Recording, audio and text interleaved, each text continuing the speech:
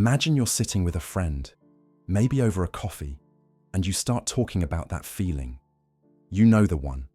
That stubborn, deep down certainty that you're right about something, even when a little voice in the back of your head whispers, maybe you're not.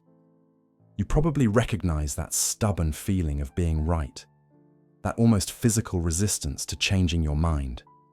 It's like your brain just digs its heels in. We've all been there. Remember when you realized a childhood belief wasn't quite true? Maybe it was about Santa Claus, or that your parents knew everything, or that life would be straightforward and fair. That moment of realization, that shift, can feel a little unsettling, but also incredibly freeing. This is the exact kind of shift, on a much bigger scale, that a philosopher named Friedrich Nietzsche wanted us to make. He wasn't interested in dusty old books. He was obsessed with how we live our lives and why we think the way we do. His big idea, one of his most famous, was the concept of the Übermensch. Now, that's a German word that sounds intense, but it's not about becoming a superhero with a cape.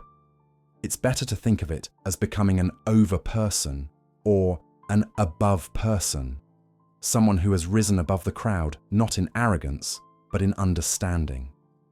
It's about breaking free from what he called slave morality. So what is this slave morality Nietzsche talks about? Think of it as the default operating system that society hands us. It's a set of rules and values that often encourages us to be passive, to be humble to a fault, to seek comfort in conformity, and to distrust our own powerful instincts and desires. It teaches us that ambition is arrogance, that wanting more is greed, and that the ultimate virtues are obedience and meekness. Many of us cling to familiar ideas because they feel safe, and they're what everyone else seems to believe. This system, Nietzsche argued, was created not by the strong and the vibrant, but by the weak to protect themselves from the strong. It prizes pity and patience over power and passion.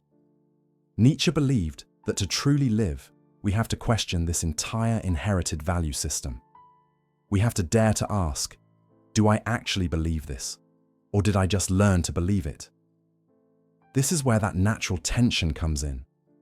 The friction between our instinctive thinking and a deeper awareness. Our instinctive thinking is fast, automatic, and seeks the path of least resistance. It wants to fit in, to be part of the tribe. It's the part of you that feels a jolt of anxiety at the thought of disagreeing with the group. But that deeper awareness is slower, more thoughtful. It's the part that questions, that wonders if the tribe is always right. It's the voice that asked, wait, how does Santa really deliver all those presents in one night? This is a constant, internal tug of war. We all sometimes fool ourselves into thinking we've figured it all out because it's easier than the discomfort of not knowing.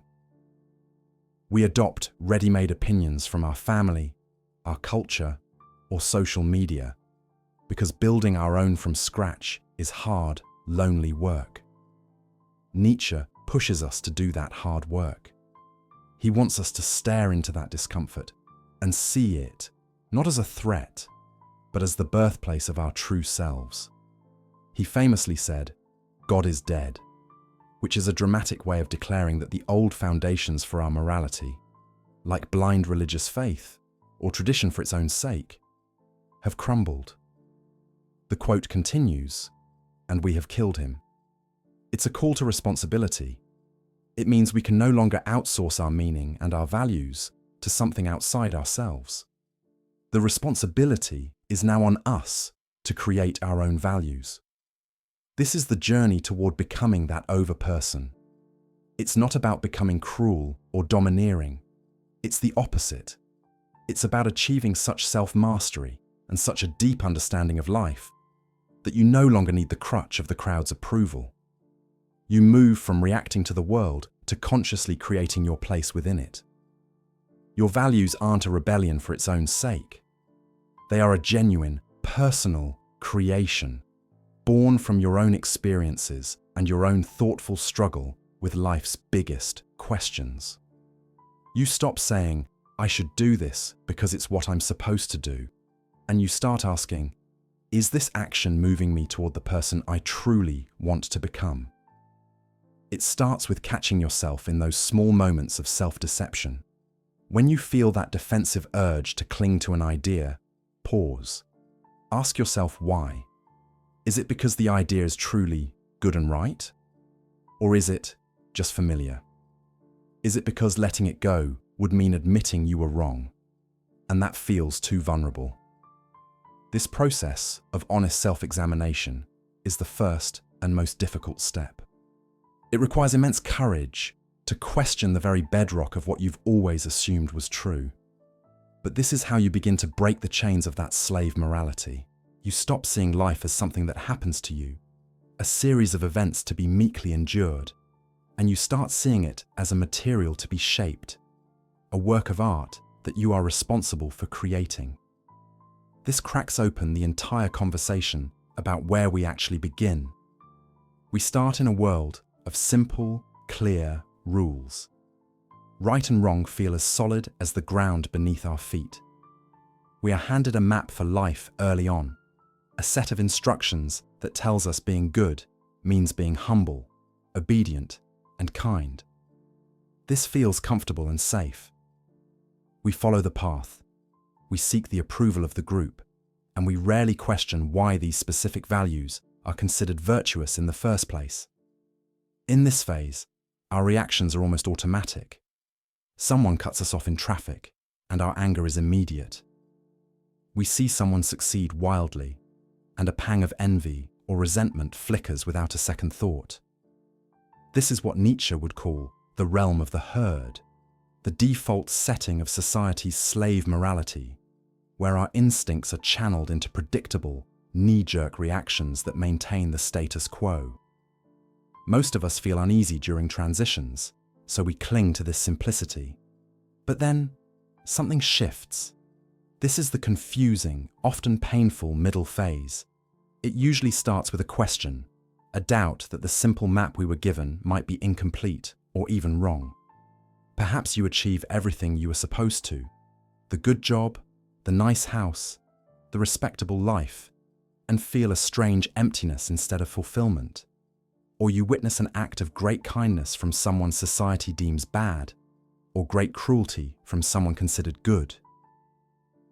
This is where the clean lines blur into a messy, complicated grey. Nietzsche saw this not as a failure, but as an essential crucible. He believed that overcoming great challenges, what he called going under, was necessary for any real growth. This period feels like a free fall. The old rules don't work, but new ones haven't formed yet. You might be someone who resists change at first, trying to force yourself back into the old, comfortable mindset, only to find it doesn't fit anymore. We start noticing the constant, low-grade friction between who we were told to be and who we might actually be becoming. This is the desert between oases, and it is profoundly lonely and disorienting. It is precisely in this tough middle, however, that the first glimpses of a new way emerge. This isn't about swapping one set of rigid rules for another. It is about the process itself, the act of re-evaluation. You may catch yourself pausing before reacting lately. That is the key moment. Where a knee-jerk reaction of resentment toward a successful colleague might have surfaced before, now there's a space. In that space, a thoughtful response can be born. Nietzsche's main contrast is exactly this. The slave morality reacts, while the master morality, the mindset of the Übermensch, acts. The reactive impulse is rooted in resentment and the need for external validation. The active, thoughtful response comes from a deep, internal state of strength and self-affirmation. It's the difference between feeling jealous of a friend's new car because society says you should want one, reactive, versus genuinely considering if you even desire that object for your own life's goals, active. This leads to the new clarity, which is less about having all the answers and more about trusting your own questioning. The world doesn't become simple again. Instead, you become comfortable with its complexity. You realize the old morality wasn't wrong for everyone, but it might have been wrong for you. Your values are no longer inherited, defaults, but are consciously chosen. You begin to define your own good and bad based on what affirms your life and your potential, rather than what negates or reacts against others. This is a continuous, daily practice of creation. It looks like choosing a career path that aligns with your passion, even if it's less prestigious, or ending a friendship that was based on shared negativity rather than genuine growth. It is the slow, deliberate work of building a self you respect from the inside out. The journey never truly ends, but the confusion of the middle phase gives way to a powerful clarity of purpose. You stop looking for a pre-made map and instead learn to navigate by your own stars, embracing the responsibility and the immense freedom that comes with it. Through this discomfort, we begin to see the faint outline of a path forward, one we might have walked right past in our previous state of comfortable certainty. It feels counterintuitive, even a little foolish, to lean into the very feelings we've spent a lifetime trying to avoid.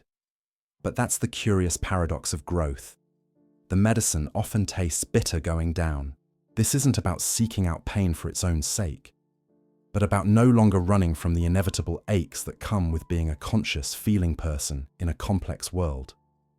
We start to understand that the tightness in our chest or the restlessness in our mind isn't a signal to retreat, but a sign that we are brushing up against the edges of our old self and that a new one is trying to emerge.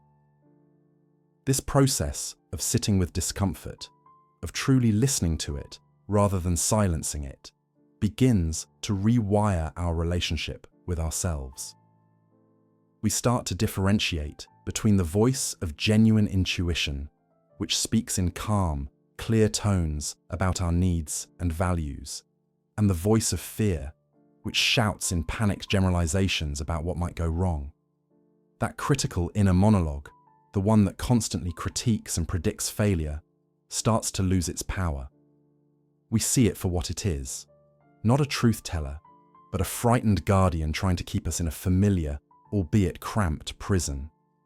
We learn to thank it for its concern, and then gently proceed with what we know we need to do anyway. As we practice this new way of being, a subtle shift occurs in our daily experience. You'll likely find daily decisions coming easier, not because life itself has become less complicated, but because the internal noise that used to accompany every choice has quieted down. The mental energy once spent on second-guessing, people-pleasing, and anticipating criticism is slowly freed up. It can now be redirected toward more creative, fulfilling pursuits, or simply toward being more present with the people right in front of us. We stop seeing decisions as permanent, catastrophic forks in the road and start viewing them as the next logical step based on the information and self-awareness we currently possess. This newfound clarity has a ripple effect on our emotional landscape. Many notice old frustrations don't bother them as much. The driver who cuts us off, the long line at the grocery store, the spilled coffee, these minor annoyances begin to land differently. They don't disappear, but they cease to be personal affronts that ruin an hour or a day. We develop a kind of emotional buffer, a space between the event and our reaction, where we can choose how we want to respond. This isn't about becoming passive or indifferent. It's about reclaiming our agency over our inner state. We realize that our peace of mind is too valuable to be held hostage by every minor inconvenience life throws our way. This journey inward, this unpeeling of layers of conditioning and fear, inevitably leads us to confront the stories we've been telling ourselves about who we are.